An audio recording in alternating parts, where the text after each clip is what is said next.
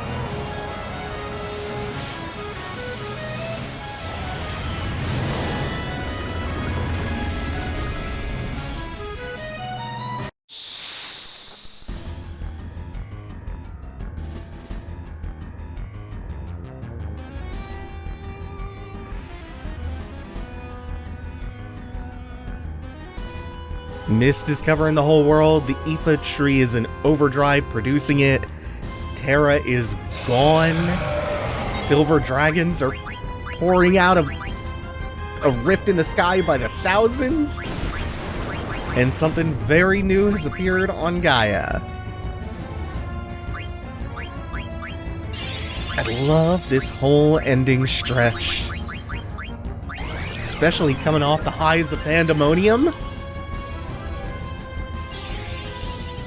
So we'll get to this new thing that has appeared on Gaia, but first we have to get through the Nova Dragon, which is a recurring super boss, actually, an optional one, usually. I think that first appeared in 5? I might be remembering this wrong. I want to say it's 5, though. It's not quite a super boss. Here, you still have to take it somewhat seriously. Also, just a really, really cool looking background to fight this thing in. This iridescent pink bubble. So of note, just don't use physical attacks against him, because he will counter those hard. Makes Zidane a little bit useless since we haven't ground up to get his thievery good. Hitting big old numbers is okay.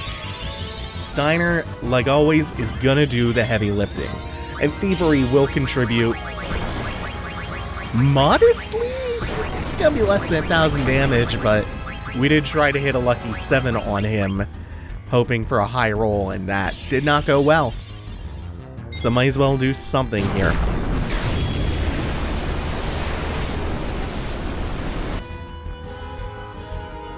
We did not get the full animation. I don't actually know what controls whether or not you see the full animation. What I previously thought was that you always see the full animation the very first time you summon an Eidolon, and then you never see it again. This whole playthrough has proved that completely wrong. I do not know what the game uses to determine whether or not the full animation plays, and it actually does matter. Not just for the sake of convenience and time saving and not having to sit through long animations over and over, but also because when you don't get the full Eidolon animation, they do less damage. The full animations actually do more damage.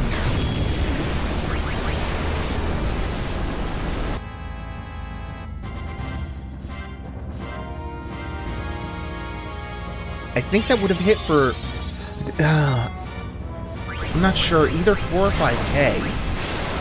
I'm not sure if it cuts the amount directly in half or if it's just a significant nerf. Oh, the tidal wave was not too bad. I'm gonna be very honest, most of the final dungeon and the final bosses in them are not going to be too hard. One, because FF9 is not generally tuned to be very hard, although the bosses from the dungeon coming up are a substantial step up in difficulty. But like you've seen throughout the entire game, even prior to us buffing up for Ozma, then FF9 is generally not tuned to be a very hard game. But especially because we have all this Ozma prep under our belts, it's not going to be too rough for us.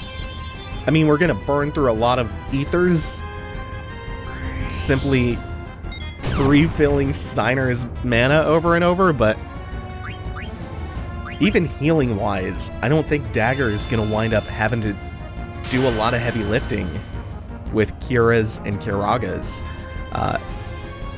Auto-regen is one of the most ridiculous support abilities in the whole game. There's virtually no downside, aside from the cost, but for something that powerful, it should cost. It should honestly cost more. Man, auto-regen is ridiculous.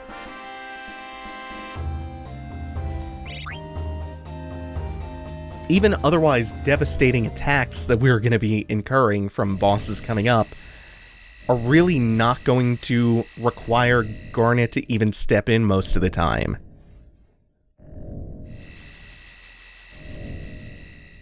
I mean, everyone's ticking for 200 or 300 every couple of seconds while long animations are playing, so it's no problem.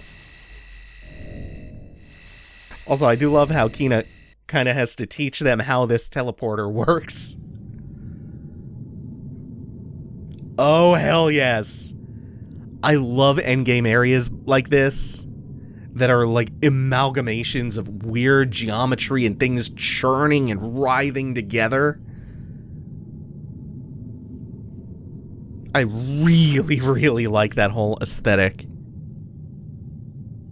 Just that whole theme, which is a lot of what Memoria is. And we're being spoken to by Garland. Actually, only Zidane is hearing his voice. Speaking to everyone from beyond the grave. Your memory is brought forth this place. Here you shall witness the entire truth. You have no choice, now go. That's what Memoria is all about.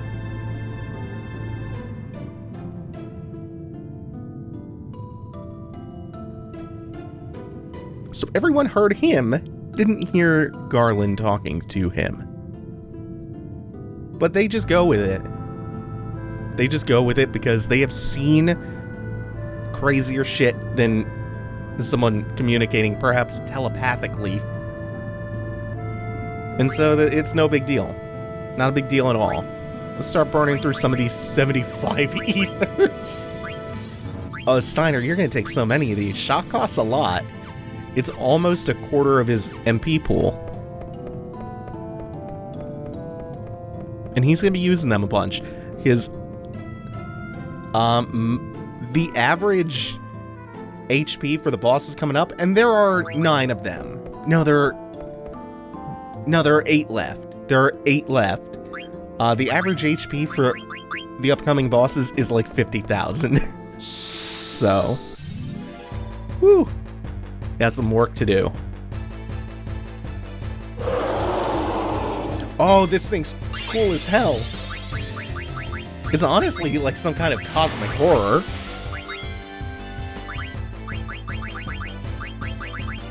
It's like a Lovecraftian chimera. So Memoria is a place in which memories churn together into physical space. So you can probably guess from that the art in here is going to be among the best in the whole game. They have a lot of creative room to play around in. It's honestly one of Memoria's strongest assets. Since it's not really like Kefka's Tower or Ultimacia's castle, there's not a lot to do beyond moving forward and fighting. Fighting a lot of bosses at that. I really do think this is my second favorite Eidolon animation after Ark's ridiculous, like, Gurren Lagann transformation. Only problem with Ark's animation is it takes 2 minutes to complete, and even the short version is like a solid 30 seconds or so.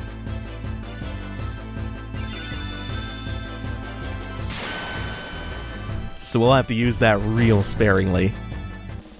Oh, the only other thing to do in Memoria is there's a minor side thing, not even really a side quest, because it's just Tetramaster related. There are a bunch of Yu-Gi-Oh! Ghosts who want to play cards with you desperately.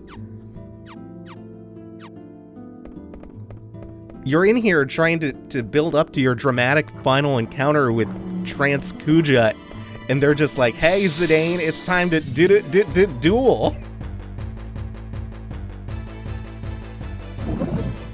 Oh my god. Yeah, we got this one. I was really worried we wouldn't see Baphomet show up in Final Fantasy. Oh no, we're gonna get sued by the Satanic Temple.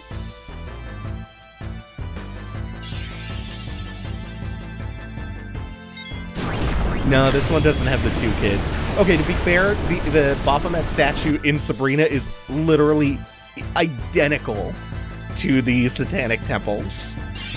It is the exact same statue with nary any appreciable difference.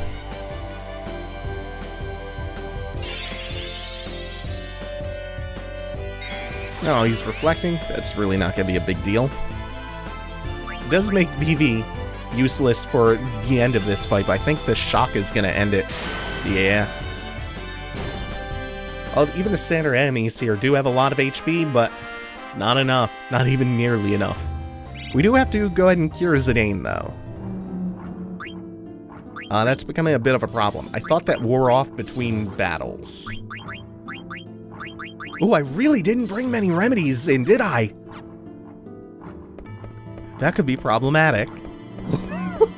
Especially with how insanely status ailment heavy this dungeon is.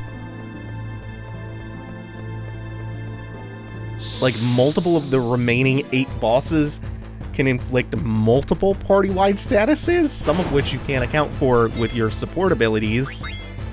And at least every single one from here on out will inflict at least 1 or 2. So, especially the heat status ailment that kills you after you take your next action after it's inflicted. For some reason, heat is really, really prevalent here. So, the body temp support ability becomes disproportionately like the strongest status ailment immunity support ability that you can have going into this dungeon. You kind of need it on everybody. You really, really do benefit from teaching every party member that you bring into the final dungeon body temp, just to ward that off.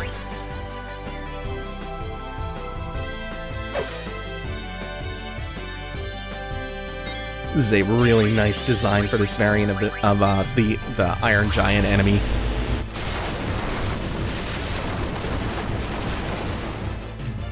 It's a bit stout.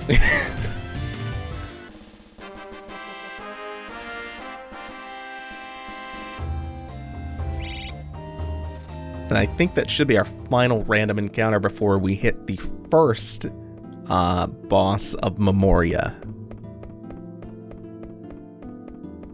Is that random? Nope, that's the boss. They do appear kind of in the same manner as random battles, since they don't have field models that you run into. So it does seem really abrupt. But we've seen this one before. We saw her at the Fire Shrine. We meet again. I'm one of the Chaos Guardians. Kneel before my power. Yeah, the Guardians who resided over the shrines that we used to break the seals to get to Terra in the first place.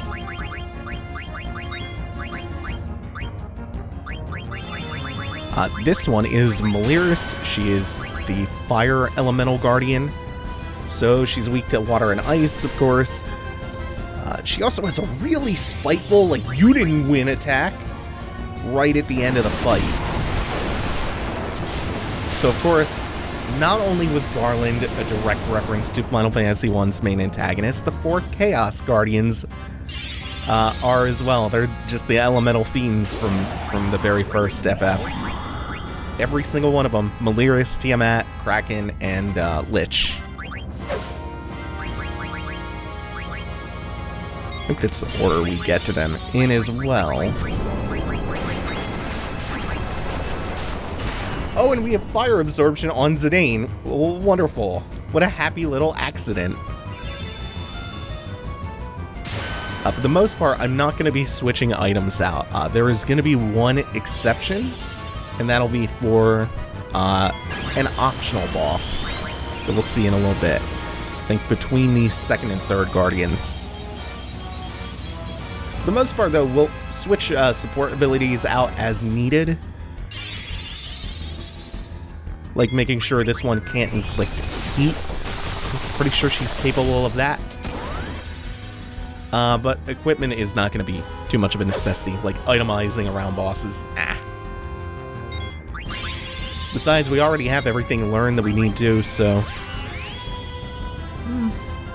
we're doing pretty well on that front. The only thing that sucks is I don't think I ever went too far out of my way to get a weapon for Vivi that would teach him Flare.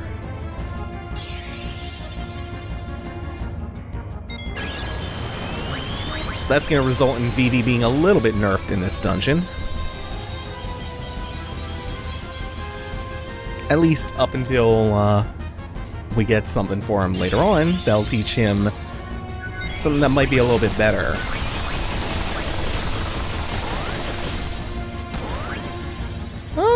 Ooh, that's 2200 on Vivi. God damn it.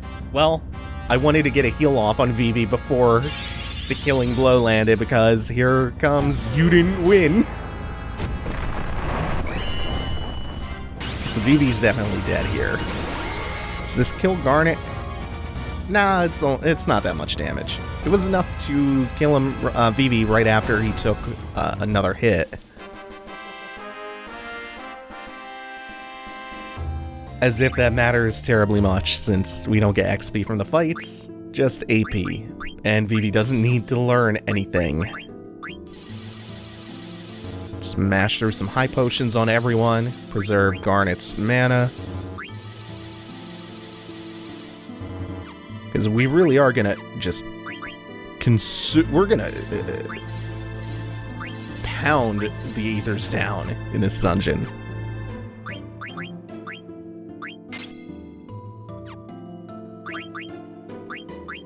Alright, so we are gonna free up some space for some more oh no, actually we went into this just fine. We actually have ourselves prepared for the next few bosses with Zidane. I definitely want body temp on you. Okay, I think we're looking pretty good to go into the next fight.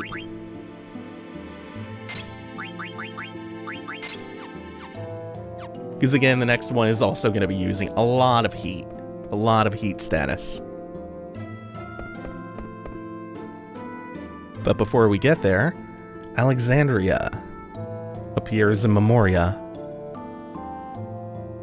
And 3 of the 4 here can see it.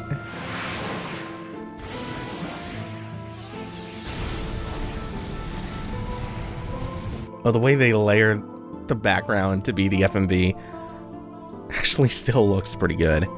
Kina doesn't see this, though, because they weren't there. They didn't see the destruction of Alexandria.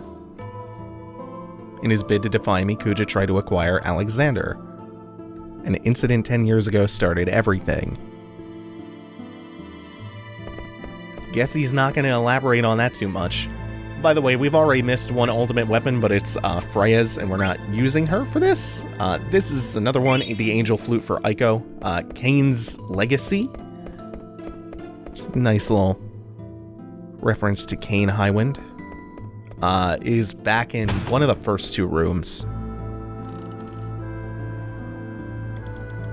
And then Amaranth's weapon is also coming up in a little bit. I think it's right before you fight Tiamat in that room.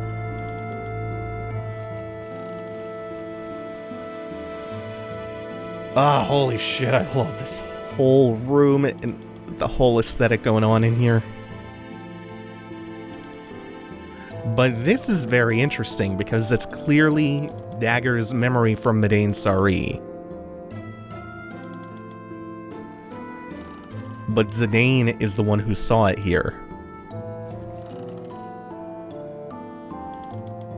Yeah, why could Zidane see that memory?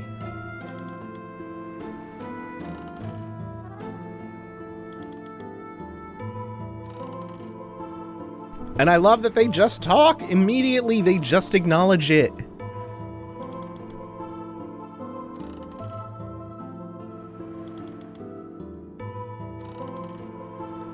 And he's calling out, but no one's picking up. Oh wait, no. Feared Gaia's Eidolons more than anything, however I decided to deal with them before they became a major problem. Well, that didn't answer any of our questions, thanks Garland.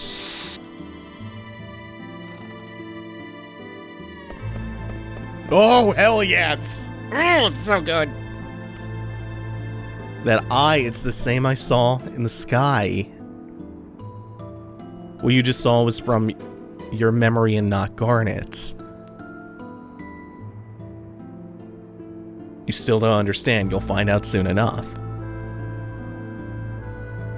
So he was not looking at Garnet's memory.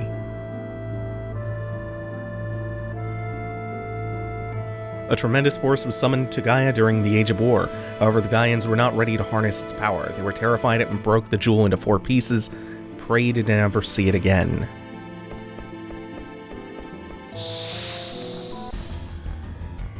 Here we go with Tiamat. That actually explains the fragments of the jewel from much earlier in the game. For Tiamat, there is only victory.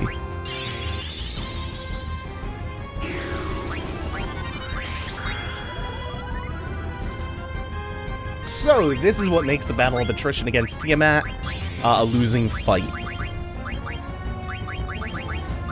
You cannot really drag this out, because he will absorb magic and strength constantly throughout the fight. Tiamat is the boss I had the hardest time with of the 4 fiends as a kid, because, 1, I didn't know that body temp countered the heat status ailment, and then all of the MP and strength absorption is really hard to handle over time, and I was not nearly as embeefened on my characters back then. Also, we did take auto float off of Zidane because there's a really weird counter that Tiamat can do.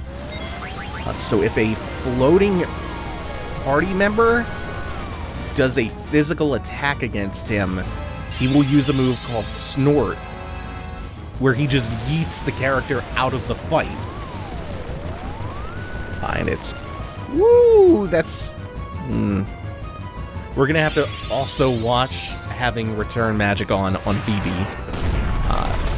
Because the next boss will also punish us for that. The next boss is Kraken, and they do water elemental attacks and also absorb water. So we're gonna have to take that off before the next fight.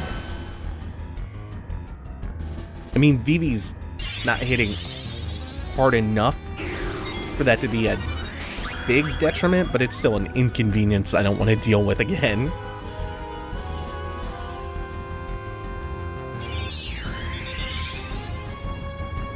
Now, I just hope that he doesn't just do another party-wide attack that murks Garnet as soon as she's up. This is buying her time to at least auto-regen some of her health.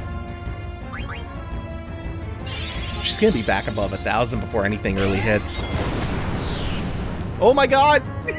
Just barely thanks to the regen! Yeah. By the way, the way her trance works is that at the end of the bar, she automatically resummons the last Eidolon that you called out.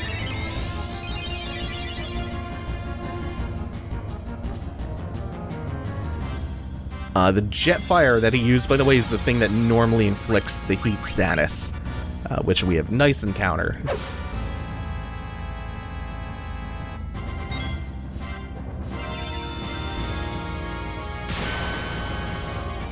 To be honest, even if he does absorb everybody's strength and everybody's magic, it's still not going to be the biggest concern because Steiner's going to hit him for 10k every turn no matter what. So everybody else can just be ether dispensers for Steiner, and we'll be just fine.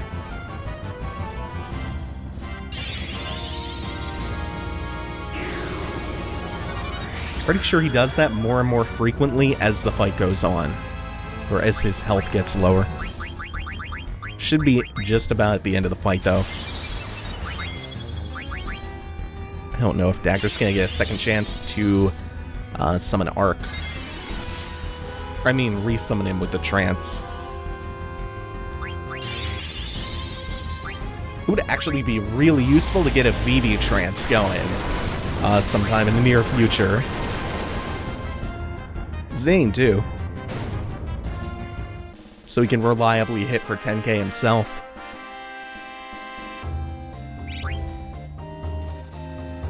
I think the least useful trance that we can possibly get is going to be Steiner's throughout the entirety of the dungeon. We don't really need the trance as a damage boost or access to anything new.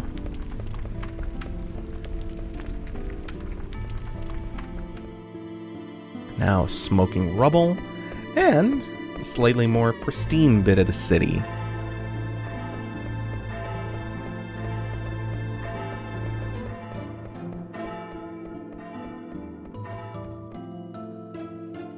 Oh, this is the best screen! This is one of my favorite ones! Two moons colliding, and they look more like planets. We have seen something like this before. It's a picture of Gaia being assimilated by Terra. 5,000 years ago, Terra, already an old planet, sought to assimilate Gaia. Terra needed to merge with a younger planet to survive. However, there was already life on Gaia, and so the story began. Ito Aver. Life on Terra was coming to an end. We had no choice but to proceed with a fusion which tragically destroyed Terra's native civilizations. Terra was too old to assimilate everything. Thus, I created the Ifa tree to regulate the flow of souls back to Terra. Hell yeah. Oh my god. It's the coolest it'll ever be. Oh, goodbye, coolest screen in the game. By the way, these are our save orbs. We do not get Moogles from here on out in the game.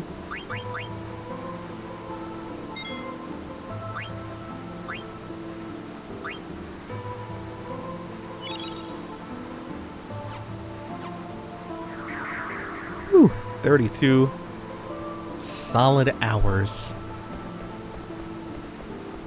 No complaints from me, I love this so much.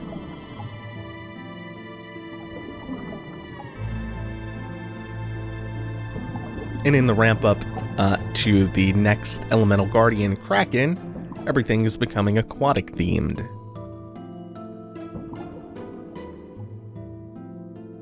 Oh no, Kino, don't drown!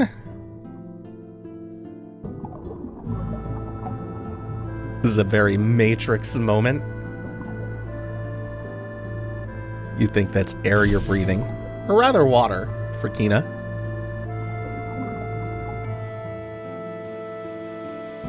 Oh, I just reminded myself of a terrible pop culture reference that's coming up, like, so inappropriately at the end. Before we proceed up the stairs, we're just gonna search around.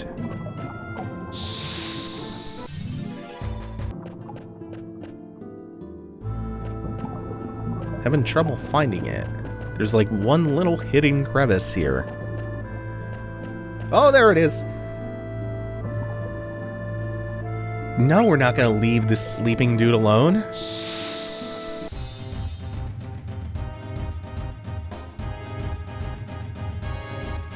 I have not the slightest idea. Yeah. Why Festival of the Hunt plays here? But it's an awesome theme that we don't get to hear very often throughout the game. Oh, that's good too. So I'm not gonna question it too much. Also a big fan of how he comments on you beating Ozma. Hades is our other super boss of the game. He isn't nearly as tough as Ozma was. And again, I do love how he comments on you having beaten Ozma before getting this far. Because I really do think that you're supposed to beat Memoria and then do Ozma. Because Memoria is where you get a bunch of ultimate weapons. You get Ico's here, you get Freya's, Vivi's, you get Amaranth's, and you get Steiner's Excalibur too if you're speedrunning. We haven't picked most of them up since we aren't using those other characters, and we have Zidane's, Steiner's, and Garnet's, and Vivi's ultimate weapon is still up ahead.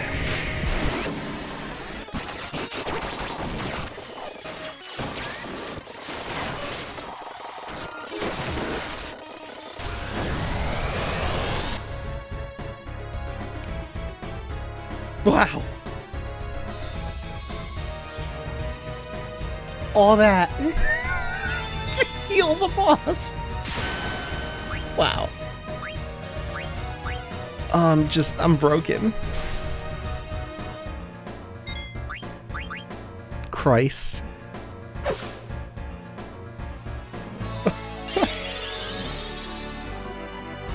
What was I? Oh, yeah, I think I'm gonna speed, because I didn't talk through it anyway, I think I'm gonna speed the arc summoning animation up, because that is 2 straight minutes for the full animation to play. Oh man. So the trick to Hades is just, again, giving everyone as many status immunities as possible, because he will inflict a lot of different ones throughout the fight. Also, Shadow Absorption helps, just like it helped against Ozma.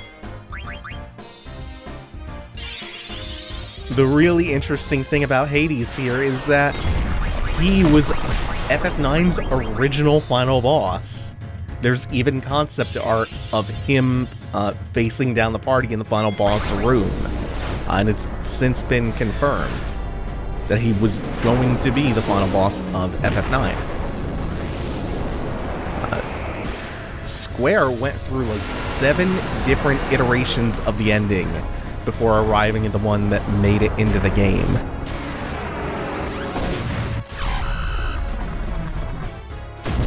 And on top of just being a cool hidden fight that's a little bit challenging, we also get access to something rather interesting for beating him. Oh, that's nice, a miss on the Judgment Sword. Like most of the bosses from here on out, especially the final 3, Hades has 55,000 health. I think the same amount as Ozma as well. He will not heal himself. He will only get healed when we summon Arc for 2 minutes. Which is just amazing. I don't actually remember the attack that follows this. We are going to have to finish him real soon, though. Because I don't like the looks of that. I'm sure Steiner and probably Zidane will survive whatever he's about to do. Why take that chance, though? Like, see how random this is? How we've gotten the full Bahamut animation twice in a row now?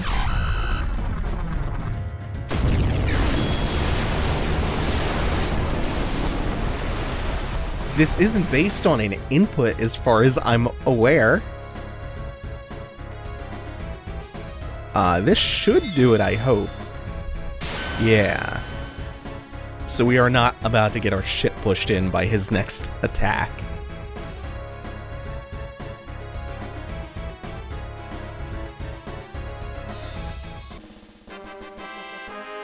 And he doesn't seem all that upset about losing either.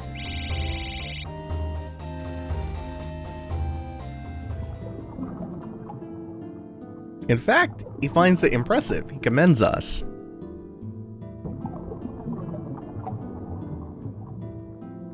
This is the other thing that ties him to Ozma, is the thing about the pumice pieces. Because he can, as you saw, synthesize a full pumice, which is the thing that teaches you Arc, the Arc Eidolon summon. So the other thing you saw was the tin armor, which we could use the hammer that we got from finishing the Stellatio coin side quest.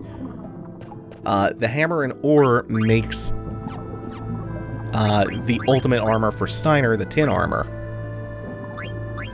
And then we also synthesized Save the Queen. We did not synthesize that armor.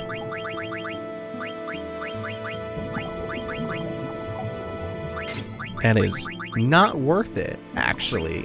It's just some real good armor, but that's it. We didn't go through all that effort just to make some good armor. No. We're keeping the hammer. We're keeping the hammer for a long time. And we're also gonna be keeping Save the Queen around. And that's not to throw it. We're not even gonna sub Amarin in, and he's the only one who can make use of it. Nobody else can equip it aside from Beatrix. We're not gonna use that as a crude throwing weapon. We're not gonna use the hammer just to make some armor. You will see why we're hanging on, though. Will it be worth the wait? I don't know. I don't know. But we're gonna hang on to all this stuff.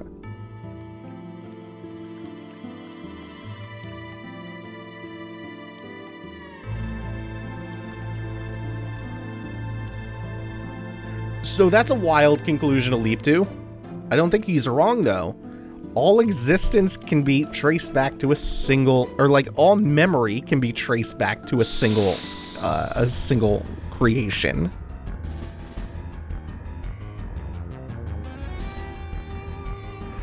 But just how he gets to that conclusion, I think, is the craziest shit. It's a real gigantic leap.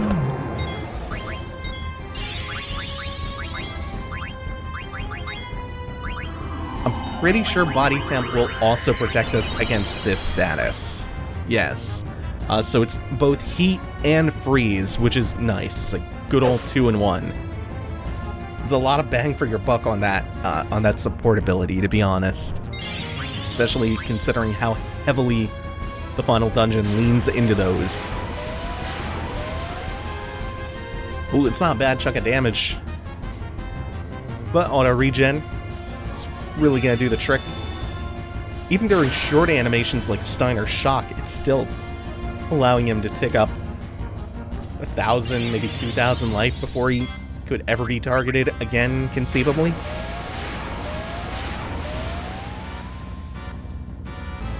So the Kraken, we took Return Magic off of Vivi here for the reasons I described before. We don't want the boss bouncing water spells off of VIII and getting healed from it. We're also not going to be focusing down the ads, the tentacles on either side, because only Zidane and Steiner are ever going to be getting hit by them, and they can tank the damage up, no problem at all. I'm pretty sure that the tentacles will only target the outermost party members. The inner two, which would be VIII and Dagger, should be safe.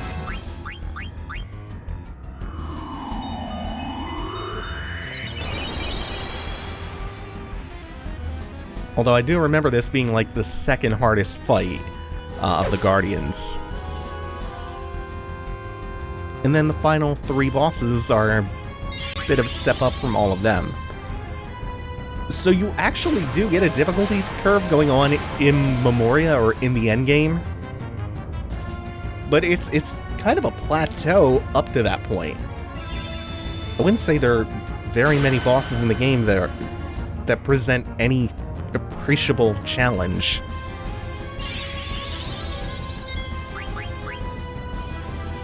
Maybe some of the black waltzes in the very beginning. But even on first playthrough, I don't really think FF9 is that bad. As far as really punishing you or pushing you. It would be nice if some of those Judgment Bolts did incidentally take out the tentacles, but we're not going to be gunning for it too hard. We're not going to be focus firing them down. Some group casts from VIII might also do the trick, since everything here is weak to thunder. We're operating on classic Final Fantasy / Pokemon elemental rock, paper, scissors rules.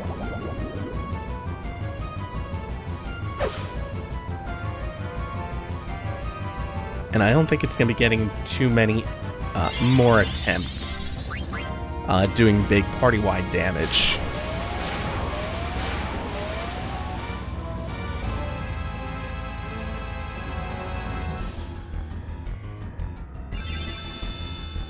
Last hit, last hit. So Steiner has just about enough mana for 4 consecutive shocks, which means for most enemies, as long as the rest of the party combined does at least 10,000 damage, he won't have to refill. He's not going to have to chug down some ethers.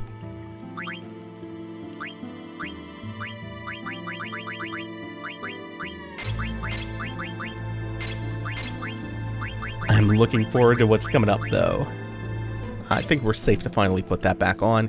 We're not going to be too worried about reflecting things that will benefit the bosses from now on. Everybody could use auto flow, except for Steiner. I'm not going to bother putting anything that will mitigate or absorb earth damage on him, I think. Is there anything else we might want? Nah. We will free up a stone for auto flow on Zidane, even though he's also a pretty tanky boy. He's pretty beefy.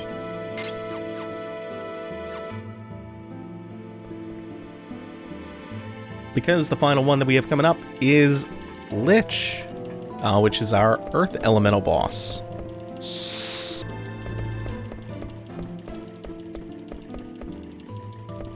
I think that's just a spot for a Yu-Gi-Oh! Ghost.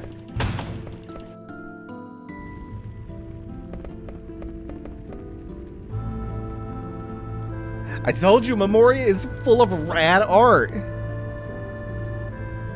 This is the birth of Gaia. Over 5,000... Man, that's some young Earth creationist nonsense. That Gaia is 5,000 years old. That's nonsensical.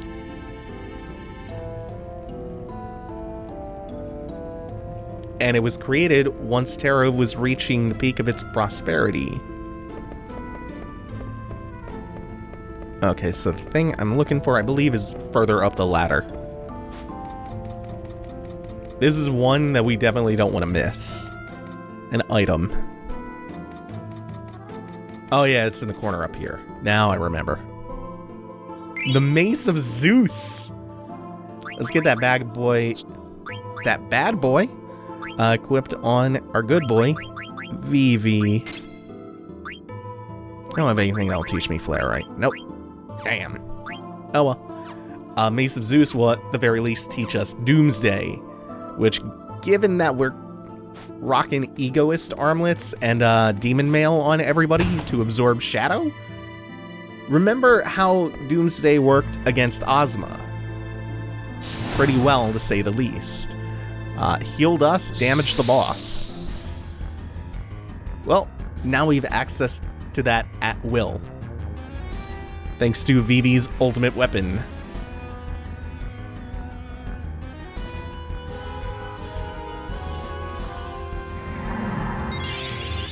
This is the only Chaos Guardian that we've actually fought before, is the Earth Guardian in the Earth Shrine, and when it was just Kina and Zidane. And we whipped his ass.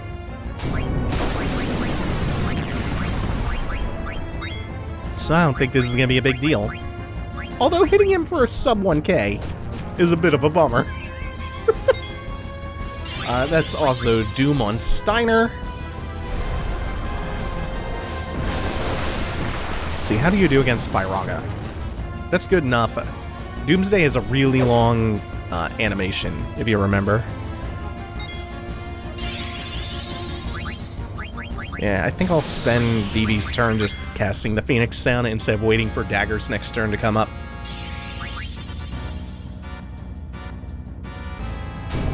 No, but I'll just put her on reserve from then on. So Lich really is just a slightly tougher version of the Earth Guardian from before. Auto Float is helping us out, as will any of the boots, like... Oh, I don't remember their names now. Flutter Boots? Anything that will help absorb or mitigate Earth Elemental damage will obviously help you out a lot. He does also have a bunch of instant kills and delayed kills. Various forms of Doom, Death, got level 5 Death going. So he does have ways to threaten you, even if you block out all of his Earth Elemental based damage. The heal was just at the exact wrong time.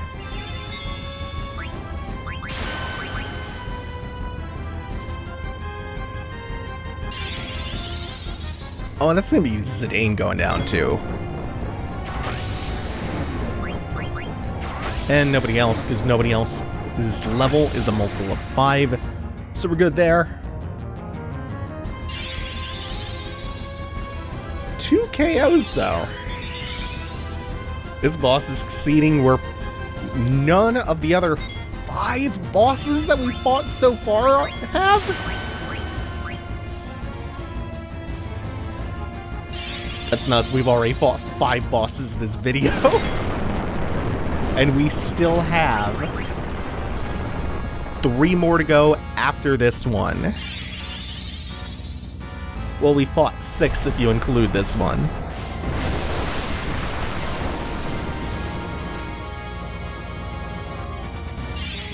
Oh, I thought... I was mistaken. I thought Steiner's turn came up before Garnet's, so I thought he was going to end the fight right before Zidane could be rezzed. Oh, that wasn't even the killing blow anyway.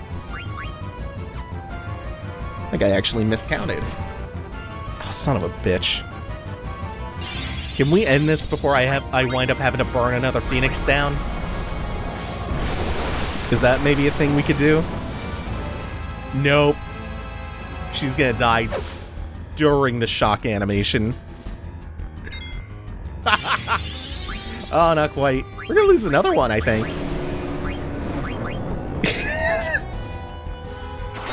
Yeah. Oh, and Steiner has no mana. So this has to end it, or we're gonna have to use Zidane to just elixir him, or ether him.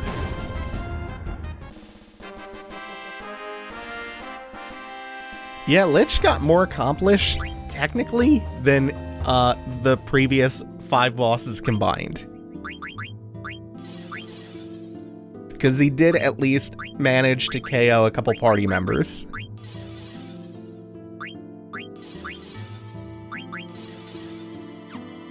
Now we can move on to technically what is the true final dungeon, even though I don't really think of it as a dungeon.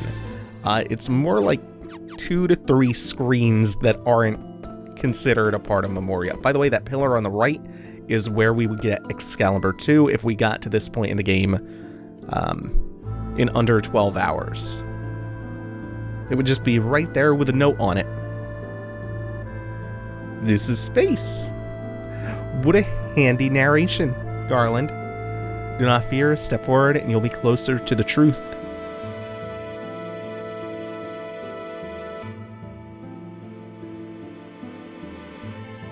Leap of faith. Or not.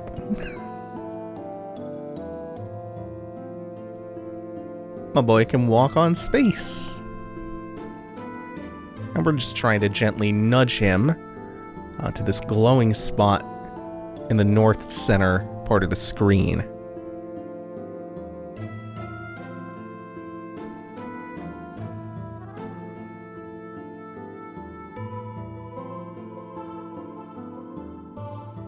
He goes a little bit loopy on the path, though.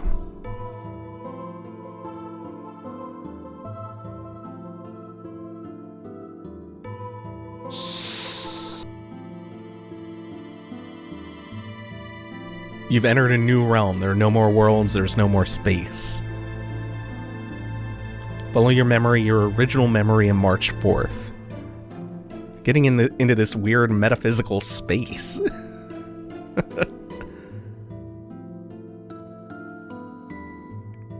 So Zidane had a theory that would answer the question that he just posed about seeing other memories. Don't limit memory to just one individual's experiences from birth. That's only the surface, says Jaden Smith. Every life born in this world, whether natural or artificial, requires a parent. And that parent also requires a parent. Life is connected, one to another. If you trace the root of all life, there exists one source. The same can be said for memory. All life constitutes an intelligence that holds memory beyond experience. Memory is not isolated within individuals. It's an accumulation of generations of memories that continues to evolve. You can say that memory and evolution go hand in hand, but most life forms don't understand the true nature of memories, which explains why most memories never cross paths. Presence that presides over all life and memories, the crystal, of course. Go on this whole game without the crystal. It tells us to take care of Kuja and protect the crystal. So all of this is a really convoluted way of just setting up a plot device that would let Kuja Kuja attain his goal of ending all life. It's really the story and plot purpose of this. And then the thematic purpose, of course, would be to further the thematic conversation going on in the game about the nature of death and mortality. It's just a really kind of convoluted, silly way of getting there that also incorporates an element from, most Final Fantasies, which is crystals. What you really need to understand about crystals in Final Fantasy is that they are recurring story elements that are usually tied to the origins of life, which is why we're getting to this in this roundabout way. And we can go back to the entrance, we can go back to Memoria, but we will not. We also didn't encounter any random enemies, which here they're all just weak crystal versions of the Chaos Guardians that we just fought. So the crystal is the thing from which all life can be traced back to. And FF9 also posits a lot of weird things about, like, collective consciousnesses and genetic memory at the epicenter of like, what that collective consciousness is.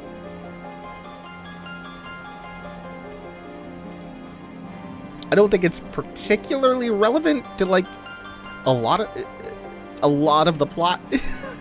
This didn't need to be here, but it's just a way to incorporate this element that, because FF9 is so reverent and nostalgic and full of homages, they had to do something with the crystals, so this is how they get from point A to point B. I've already talked about. From a storytelling perspective, what this serves to accomplish, to give Kuja a way to end all life. And then, of course, again, thematically,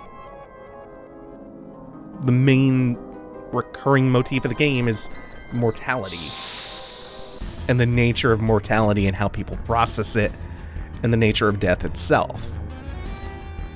So it gets really weird at the end here, but it's all to still go back and serve these guiding north stars of what the themes and the story are all about.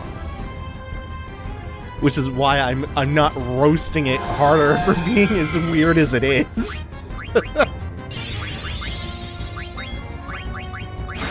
It also kind of just wouldn't feel like Final Fantasy if it didn't have some strange JRPG bullshit. It's gotta be a little bit off the rails. It can't be too grounded. It has to be a little dumb. But it's dumb in a really controlled way. A way that, I keep saying this, serves the narrative goal.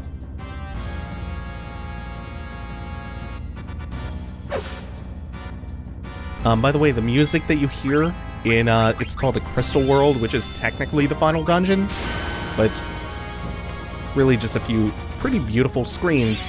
The music that you hear is Prelude in a minor key. And Prelude is a song that appears in every single mainline Final Fantasy. And getting it right here, right at the end, feels particularly strong. It summons up a really, especially poignant wave of nostalgia. It's pretty funny how Prelude became the series staple more so than any other element. More than anything else, because it was just cobbled together in like 10 minutes, right before Final Fantasy was finished being developed. It was a rush job and an afterthought that just became the most iconic single recurring element in Final Fantasy.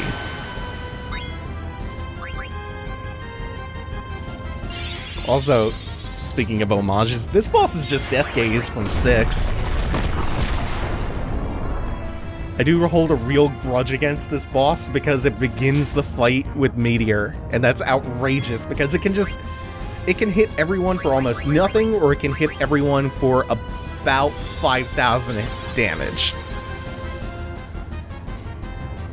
Also really loves its death and level 5 death, just like Lich.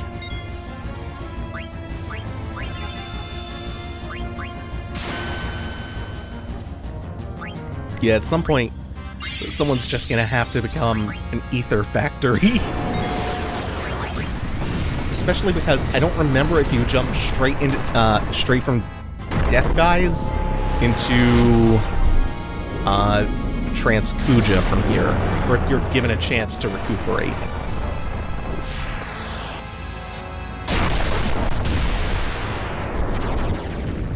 Oh, I love Doomsday. It's a shame it takes so long to learn it. But given what you can do with the absorption and the massive damage output of it, yeah, it'd be a little bit busted if you could get this any earlier.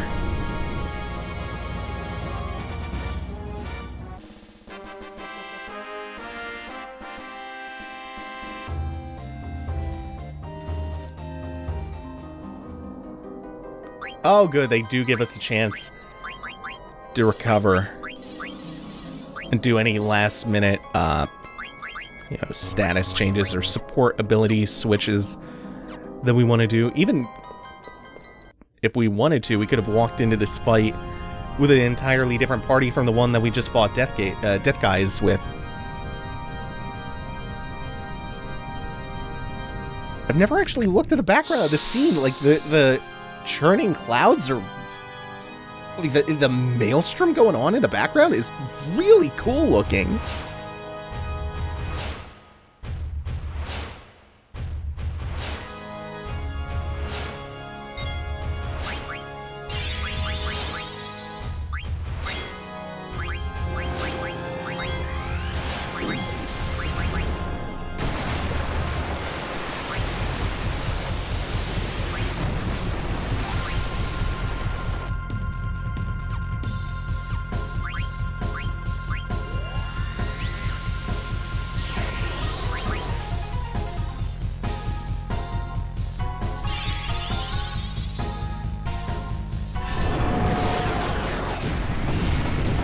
Okay, yeah.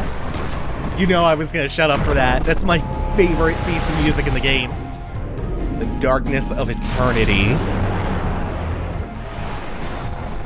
Especially once it gets to the good part. This is one of the reasons I love the Trance Kuja fight so much, is just because of this amazing theme. It's not quite One-Winged Angel, it's not quite Dancing Mad, but that'll do. That'll scratch a big music itch. Ugh.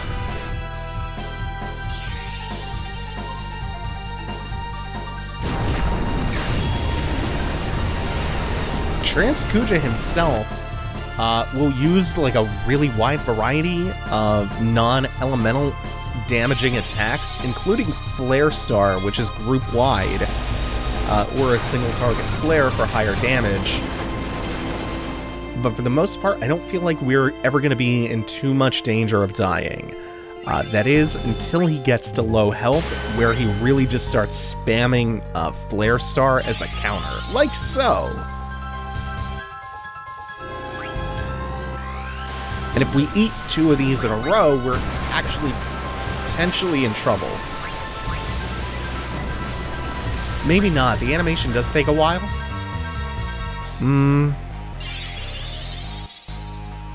Can't think of a better time to have Grand Lethal available to us. Now we have Zidane pulling his weight alongside Steiner. I don't think we're actually going to get to see a VIII trance in this dungeon. It's really hard to free up enough stones. Ooh. Yeah, this is what you do not want, is him spamming Flare Star counters. It's hard to free up enough stones to give anyone High Tide, which increases the rate at which you build meter for trance.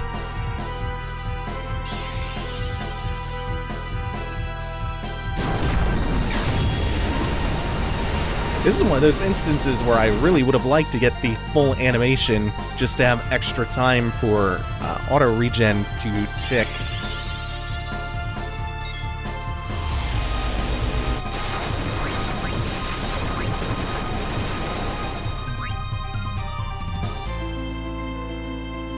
This might not even be necessary, the Cura that I just threw out. Nope, totally wasn't.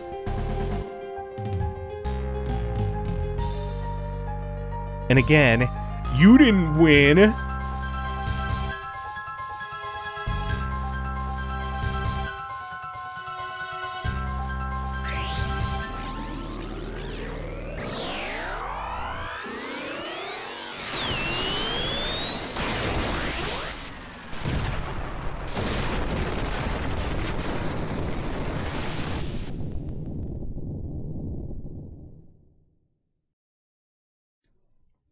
Kuja beat us again. We're going to end the game without a single clean W over Kuja.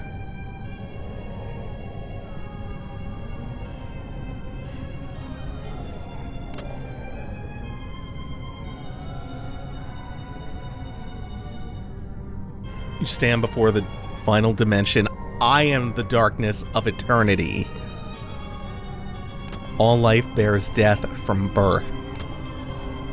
Life fears death, but lives only to die. It starts with anxiety. Big mood. Anxiety becomes fear, fear leads to anger, anger leads to hate, hate leads to suffering.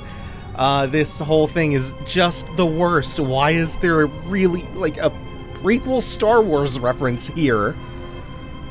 Kuja was a victim of his own fear.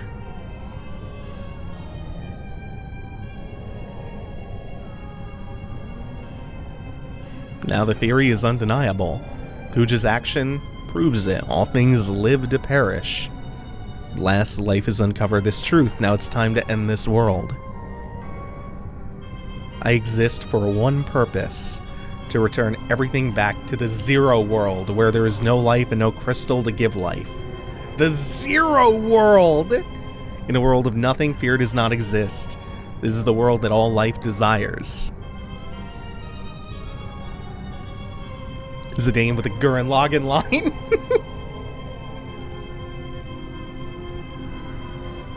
One day you will choose destruction over existence just as Kuja did.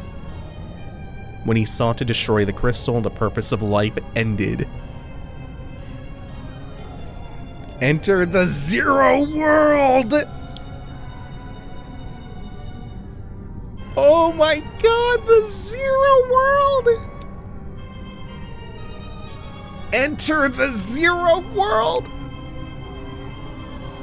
So there are two real strong contenders for the episode title, and it's Zero World, or maybe Enter the Zero World, and Darkness of Eternity. And I cannot possibly choose. So this will be the party that we enter the final boss with. And in order to heal everybody up after that devastating Ultima, Trance Kuja's falling attack, everybody else in the party who we didn't choose to go into the final boss with sacrifices themselves to heal us up.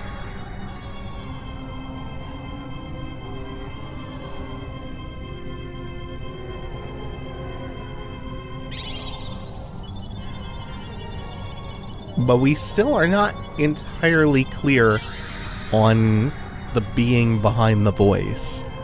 We've been speaking with Garland, or so we think, the whole time throughout Memoria. This one took on an entirely different tone from Garland, though, and it's clearly not Kuja. So what else is there?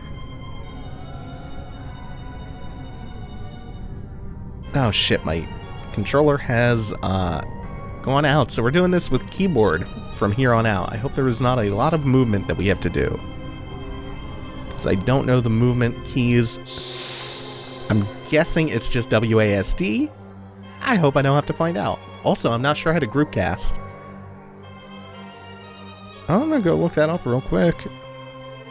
Why does he have abs? That's ridiculous. The Darkness of Eternity has abs.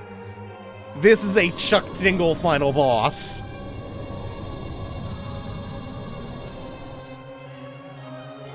I genuinely enjoy how the personification of death itself is a Chuck Tingle creation with abs.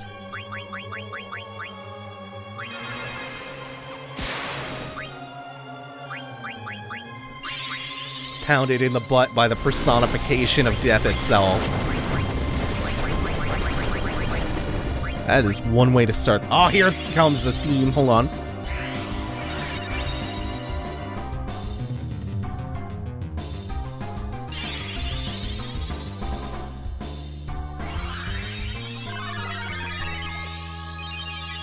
Yeah.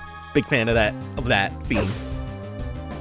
So Necron here is a difficulty spike for sure. He is an order of magnitude harder than anything you fight in Memoria or directly preceding him, including Trance Kuja. Again, status immunities can be important, but he can randomly inflict any and all status ailments in the game party-wide. So you'll never cover every angle. It also likes to use Curaga on itself, which is an annoying habit from Ozma, but at least Necron doesn't counter with it, or cheat like Ozma. What is important is that nothing he can do should one-shot anyone. Neutron Ring is really massive party damage. It might actually kill Vivi or Garnet from full health, but even then we might be okay. I think the damage can vary a little bit, so if we get lucky, they'll survive that. Even then, that's not really the worst thing that can happen in the world.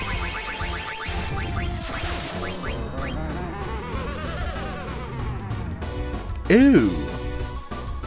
Still weren't quite prepared. Necron can take multiple turns, which is unfortunate for us.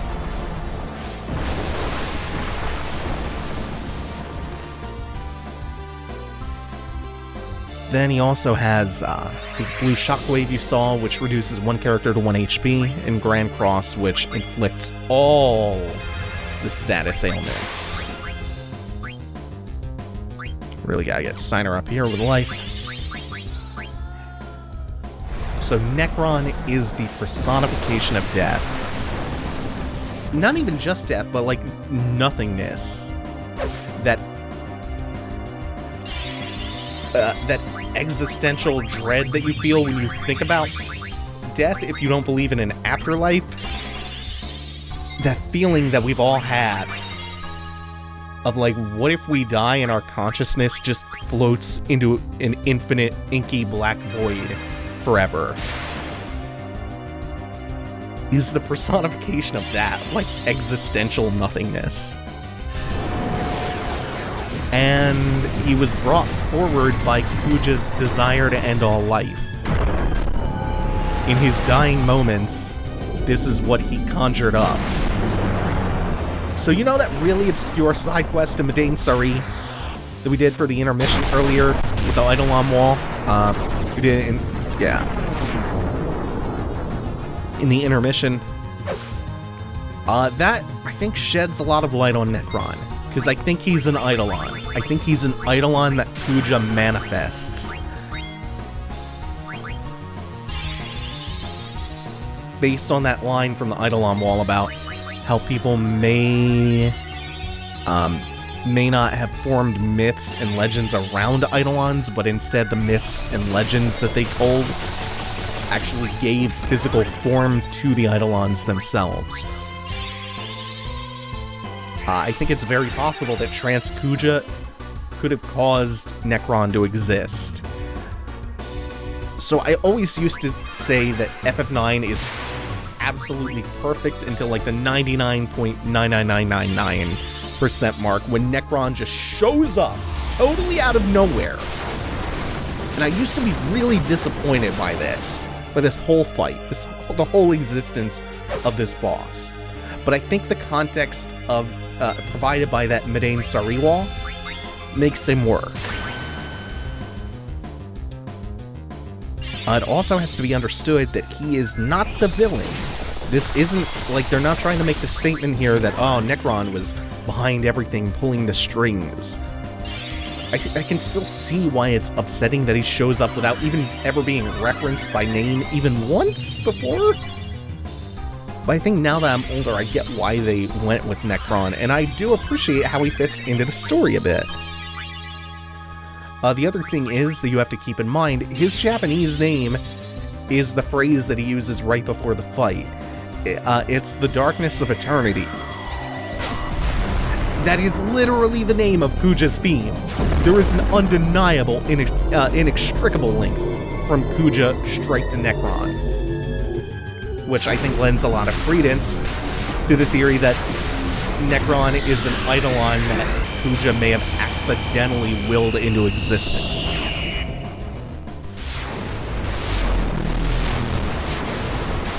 Also, I remember a long time ago reading this great analysis of why Necron is actually brilliant, and it posited that, like, unlike most of Final Fantasy bosses, he doesn't provide a resolution to the story, he provides a resolution to the themes of the story, which all have to do with mortality.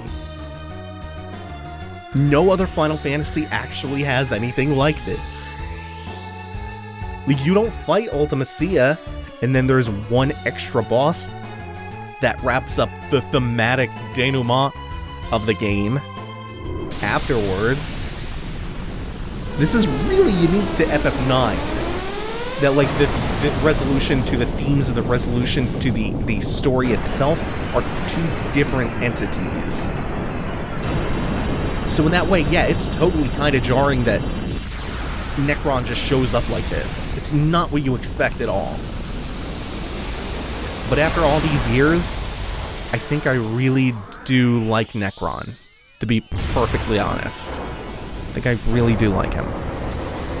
Also, his death animation is super cool.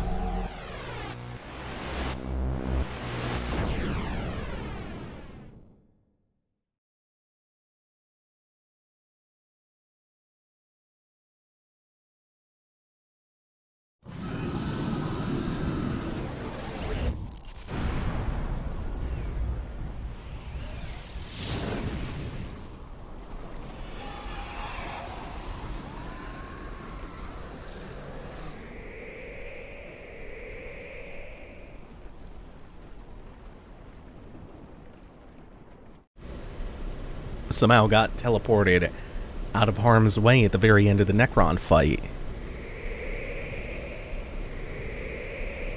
Everybody. It was being a little bit cheeky when I said the other party members sacrificed themselves. They did. They just didn't sacrifice their entire lives. Everyone's still all good.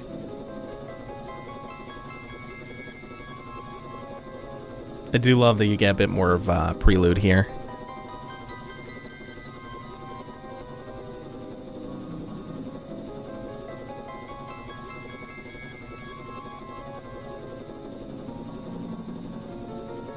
By the way, from here until the credits start rolling, which, that's like 25 minutes from now, I'm going to be really silent because most of what we're going to see from here on out is basically cutscene.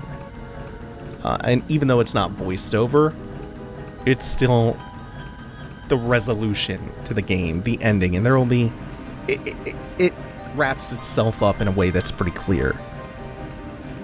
So I'll wrap my thoughts up on the game during the credits.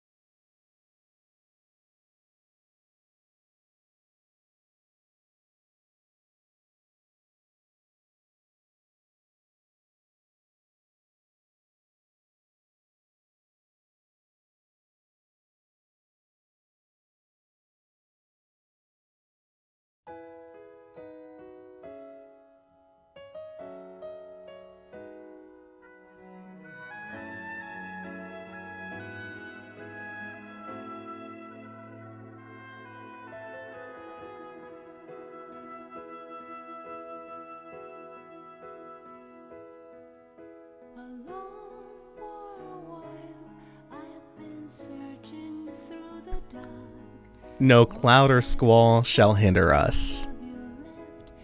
How's that for an 11th hour reference? A really on the nose one at that. Squall's getting some love though. That's something.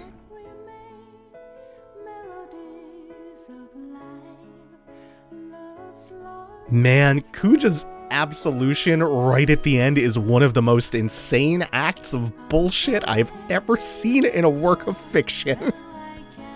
I know Japan really loves redeeming the villain at the end. Like, loves that trope way too much. But this is the worst it ever could have been. Kuja killed thousands? Hundreds of thousands? Millions of people on Gaia? He was gonna end all life on the whim of an existential meltdown. There is no path to redemption. It's absurd. As much as I would like to spend the next 10 minutes raving and ranting about how ridiculous that is. Let's talk about some other notes about the ending. Like, why did we keep the hammer and why did we synthesize Save the Queen? They gave us bonus scenes in that ending. That's how you get the execution scene in the play. And having Save the Queen gave us that extra bit with Beatrix. Oh, some more things. That, during the scene in which Zidane saves Kuja, when they Roger Rabbit his in-game model onto the FMV vines, and you just get him sliding down with that cocky grin on his face, that expression is the defining moment of his whole character for me. That one frame says everything. It is perfection. I could take a screenshot of that one moment and it would perfectly summarize why I like Zidane so much. I don't think any other protagonist could carry this game that hard, but Zidane is perfect. Zidane is great. I love him. This whole cast is, but especially Zidane. Ah, man. What more can I say that I haven't already said, that you haven't seen or heard me say in 41 episodes and multiple intermissions, which would narrowly make this the second longest LP on the channel. LA Noire still somehow, some way, longer. I don't think it's possible at this point for anything to overtake the longest LP from LA Noire. God. FF9 is one of a kind. Which is funny given how much love and admiration it shows to the rest of the series. There really is no other game, let alone another Final Fantasy game, quite like it. It is the magnum opus of the entire series. It is beautiful in every conceivable way. I think it's pretty clear, but I've got a whole lot of love in my heart for this one. This is also kind of the end of an arc for the channel, in a way. So I set out years and years ago to do Final Fantasy VIII. I was not confident in that LP. At least not going in. I didn't know if I could even LP a JRPG and keep it interesting and keep the pace moving and keep the commentary flowing in a way that was not just drivel. I was really nervous, and somehow, some way it worked, and I'm glad it did, because FF8 is one of my favorite games of all time, and even back then I was saying that 8 was straight up my favorite Final Fantasy game. Heart said 8, head knows that 9 is better. Like, always maintained that Final Fantasy 8 was my favorite. It's just got that little bit of a nostalgia edge for me. 9, definitely better. This replay of 9, the bare minimum is tied it though. So we did FF8. We did my third favorite, which is FF6. We have done the best Final Fantasy, which is 9. I think that's it. We came, we saw, we conquered. And I think the FF9 LP here is how I'm gonna bow out of Final Fantasy LPs. I don't really ever want to do 7. Definitely don't want to do 10. Don't really want to do any of the others.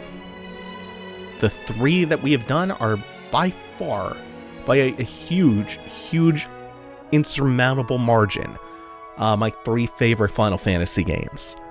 And I think the fact that I love those 3 games so much is the only reason these LPs work.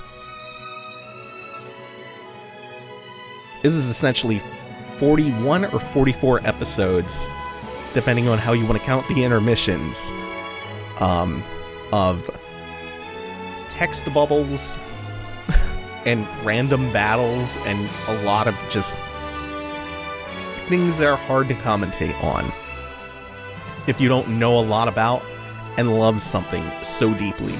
So I don't think an LP for any other FF would work. But I really hope I did 9 justice. I hope I did all of them justice. Thank you all for watching. One more time, please remember to like, comment, subscribe, ring the bell, all that nonsense. Check the description for links to all the things. Please stay tuned for the next LP. Take it easy. Have a good one, everyone.